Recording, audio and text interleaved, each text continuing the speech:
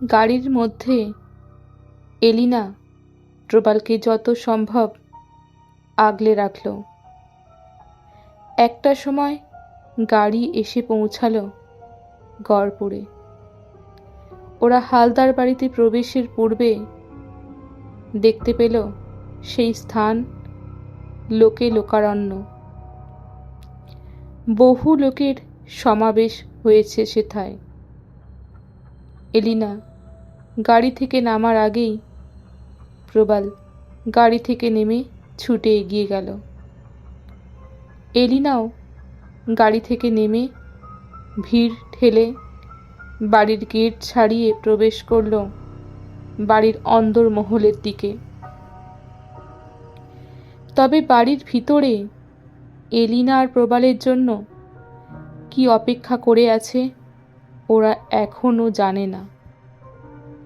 বাড়ির ভিতরে প্রবেশ করতেই দেখল ভিতরে স্নান বাঁধানো উঠোনের মধ্যে শোয়ানো আছে আদিত্য নারায়ণ হালদারের মৃতদেহ, আর তার পাশেই রয়েছে আরও একটি মৃতদেহ।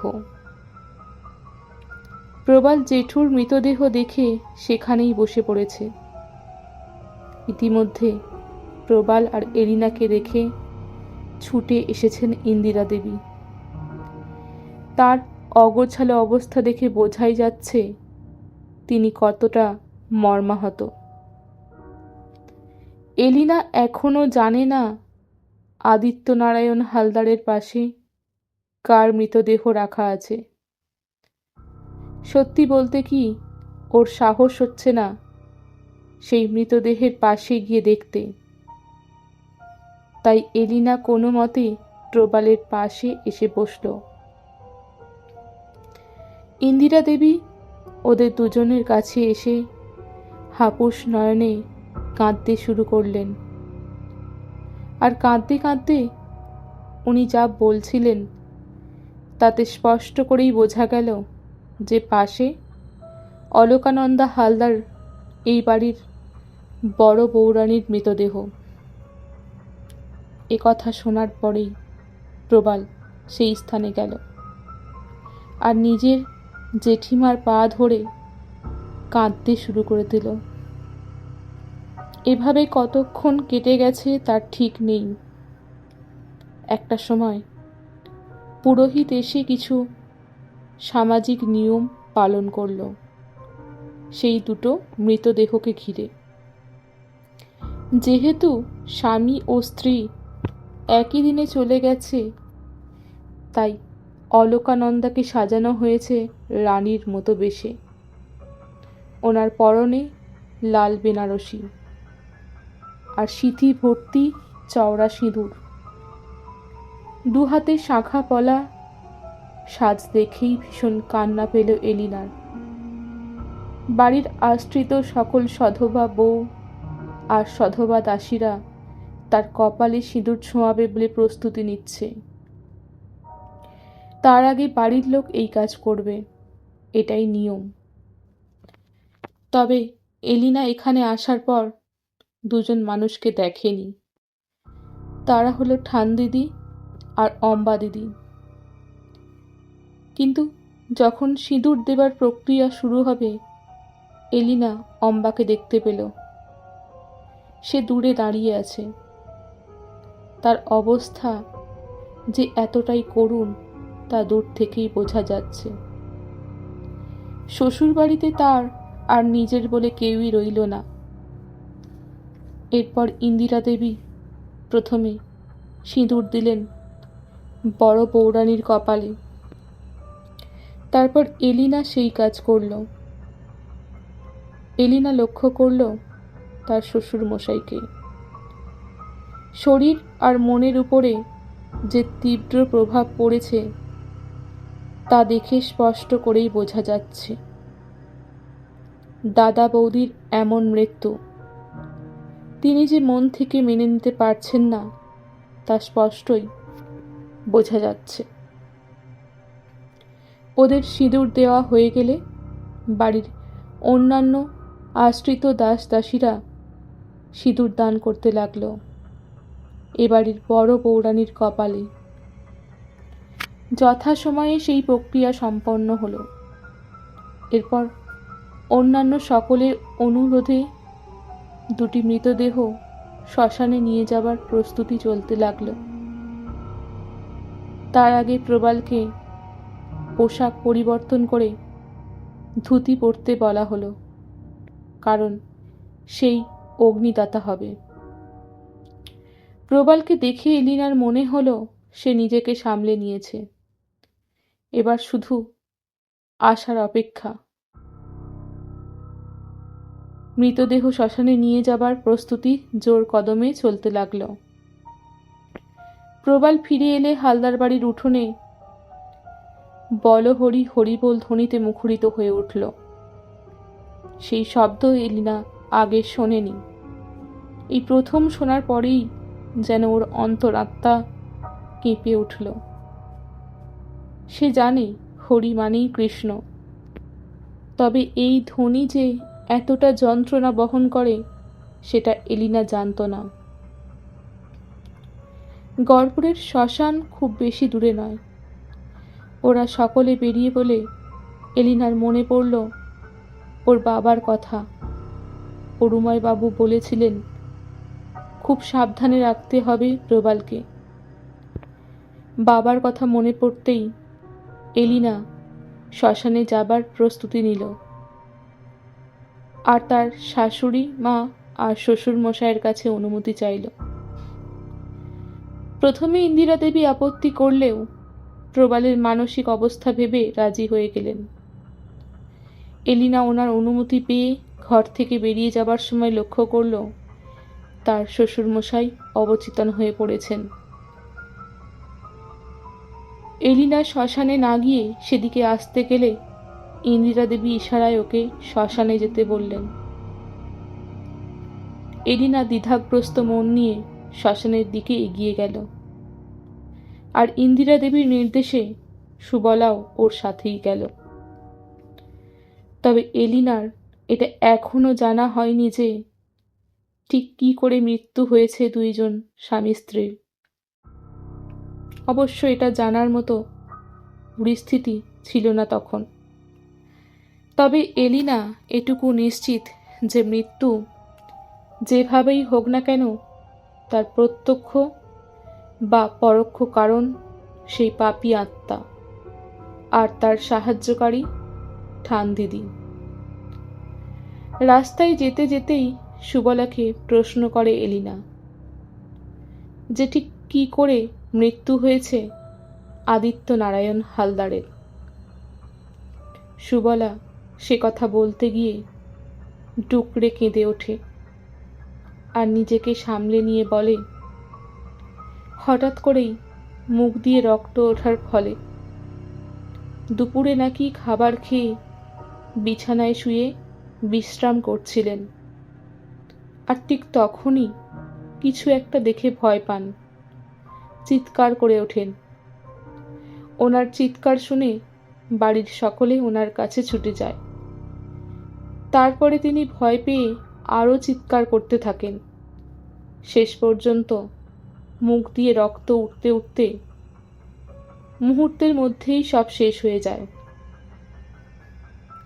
আর অলকানন্দার হালদারের মৃত্যু কি করে হলো সেটা জানতে চাইলে সে যা বলে তা হলো, ইদানিং অলকানন্দা অনেকটাই সুস্থ হয়ে উঠেছিলেন।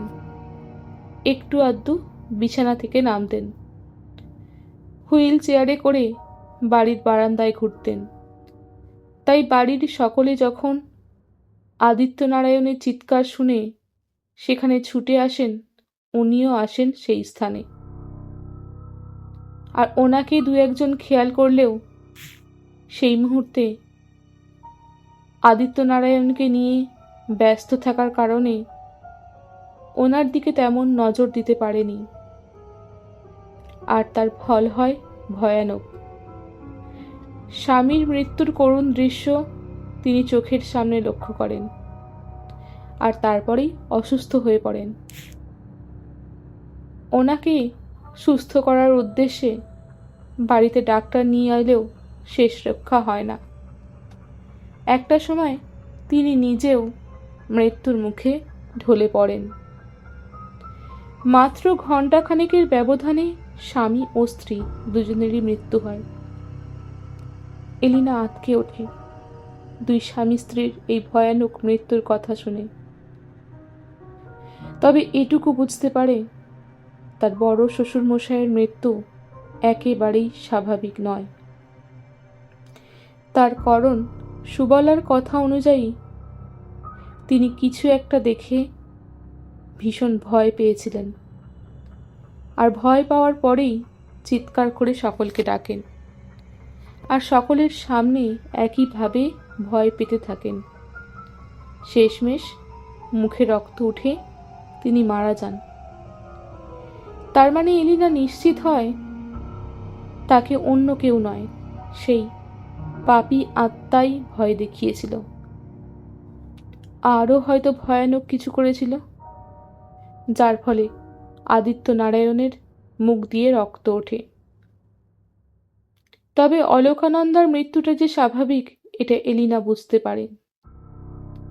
তার কারণ হলো তিনি দীর্ঘদিন বিছানায় শয্যাশায়ী।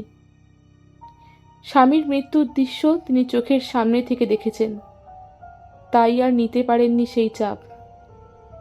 তার ফলেই মৃত্যু হয়েছে তার। এলিনার মনে পড়ে ওর বাবার বলা একটা কথা, অলোকানন্দার জীবনী শক্তি ক্রমশ শুষে নিচ্ছিল ঠানদিদি। সেটাও তো মৃত্যুর আরও একটা কারণ। তবে সুবলাকে এলিনা এই মুহূর্তে একটা কথা জিজ্ঞাসা করতে ভয় পায়। তা হলো, যখন আদিত্যনারায়ণ অসুস্থ হন তখন ঠানদিদি কি করছিলেন? কারণ এলিনার মনে হয় এখন এসব প্রশ্ন করলে সুবলা অন্য কিছু মনে করবে। তাই কৌতূহল দমন করে শ্মশানের দিকে হাঁটতে থাকে এলিনা। এলিনা বুঝতে পারে ওরা একদম সামনেই চলে এসেছে, আর মাত্র পা 10 গেলেই সেখানে পৌঁছাবে। এলিনা ধীর পায়ে সেখানে প্রবেশ করে আর লক্ষ্য করে অন্যান্য সমস্ত পারলৌকিক ক্রিয়া সেখানে প্রায় সম্পন্ন হয়ে এসেছে। এবার একজন বয়স্ক মানুষ প্রবালের হাতে তুলে দেয় জ্বলন্ত অগ্নিশলাকা। সেটি নিয়ে প্রবাল প্রথমে ওর জেঠুর মৃতদেহের চারপাশে 3 বার প্রদক্ষিণ করে। তারপর সেই জ্বলন্ত অগ্নিশলাকায় আগুন তার জেঠুর মুখে স্পর্শ করায়। মৃতদেহের মুখে আগে থেকেই ঘি মাখানো থাকার ফলে মুহূর্তের মধ্যেই দাউ দাউ করে আগুন জ্বলে ওঠে। আর এলিনার মানসপটে ভেসে ওঠে ওর বড় শ্বশুর মশাইয়ের মুখ, যা ও কোনোদিনও দেখতে পাবে না। এরপর অলোকানন্দার মৃতদেহের সাথেও ওই একই ঘটনার পুনরাবৃত্তি হয়। এলিনা এতক্ষণ দাঁড়িয়ে দাঁড়িয়ে এই করুণ দৃশ্য লক্ষ্য করছিল। শ্মশানে আগে থেকে কয়েকজন দাসী আশ্রিত বউরা এসেছিল। ওরা এলিনাকে দাঁড়িয়ে থাকতে দেখে সম্ভ্রমের সাথে অনুরোধ করে বসার জন্য। এলিনা ওদের কথায় শ্মশানের মধ্যে উপস্থিত একটা সিমেন্টের বেঞ্চে বসে পড়ে আর প্রবালের বিধ্বস্ত অবস্থা লক্ষ্য করে। এলিনাকে ভাবিয়ে তোলে প্রবালের এমন বিধ্বস্ত অবস্থা। এরপর এলিনার চোখ যায় শ্মশানে উপস্থিত একটি মার্বেল ফলকের উপরে, যেখানে লেখা আদিত্য নারায়ণ হালদারের নাম। তিনি নিজে গ্রামবাসীদের সুবিধার্থে এই শ্মশান উন্নত করেছিলেন। এলিনার বুক ফেটে হাহাকার বেরিয়ে আসে। হায় রে মানুষ, যে মানুষ এই শ্মশান তৈরি করলো সেই আজ সেই শ্মশানে পড়ছে। দুইটো মৃতদেহ পুড়ে গেলে প্রবাল অস্থি সামনেই থাকা মতি নদীতে বিসর্জন করে আর গলায় কাছা পরে বেরিয়ে আসে। এই মতি নদী গড়পুর রায়গড়ের সীমানাকে ভাগ করেছে, আর শ্মশানের উত্তর পূর্ব কোণ বরাবর নীলগঞ্জ। এলিনা প্রবালের হাত ধরে ওকে নিয়ে হাঁটতে হাঁটতে কোনোভাবে বাড়ির উদ্দেশ্যে রওনা দেয়। এলিনা খুব ভালো মতোই বুঝতে পারে প্রবালের শরীরের অবস্থা ঠিক নেই, তাই একটা গাড়ির ব্যবস্থা করা গেলে খুব ভালো হতো। সুবলা সাথে সাথেই উত্তর দেয়, এখান থেকে হেঁটেই ফিরতে হবে, এটাই নিয়ম। তাই উপায় না পেয়ে হাঁটতে হাঁটতেই জমিদার বাড়ির দিকে এগিয়ে যায় ওরা। বাড়িতে পৌঁছেই এলিনা আর প্রবাল লক্ষ্য করে রূপনারায়ণ হালদারের শরীরের অবস্থা ভালো নয়। এলিনা একবার তার দিকে তাকাতেই তার সাদা পাঞ্জাবিতে রক্তের ছিটা দেখে চমকে ওঠে। তাহলে কি? ভাবতেই বুকের ভিতরটা কেঁপে ওঠে এলিনার। এরপর আরও কিছুটা সময় কেটে গেলে পুরোহিত মহাশয় বিধান দেন 3 দিনের মধ্যে সমস্ত কাজ সম্পন্ন করতে হবে। তিনি মৃত্যুযোগ দেখেই এমন স্থির করেন। তার মনে হয় তিনি এই মৃত্যু অপঘাতে হয়েছে, আর যেহেতু স্বামী ও স্ত্রীর একই সাথে মৃত্যু হয়েছে, তাই পারলৌকিক ক্রিয়াও একই সাথে হবে। আর 3 দিনের সময়, সেটা আজ থেকেই গণনা করা শুরু হবে। এলিনা বাবাকে ফোন করে সমস্ত ঘটনাই জানায়, এমনকি পুরোহিত মহাশয়ের দেয়া বিধানের কথাও। আদিত্যনারায়ণ হালদারের মৃত্যু যে অপঘাতে হয়েছে সেটাও বলতে ভোলে না। অরুময়বাবু সবটা শুনে বলেন, পুরোহিত মহাশয় একদম সঠিক অনুমান করেছেন। উনি জ্ঞানী আর বিচক্ষণ বলেই আমার মনে হয়। তবে উনি এটা শুনে নিশ্চিন্ত হন যে আগামী 4 দিন পরেই অমাবস্যা, তাহলে তার আগেই সমস্ত কাজ শেষ হবে। তিনি বিশেষ পুজো করে হালদার বাড়িকে অভিশাপ মুক্ত করতে পারবেন।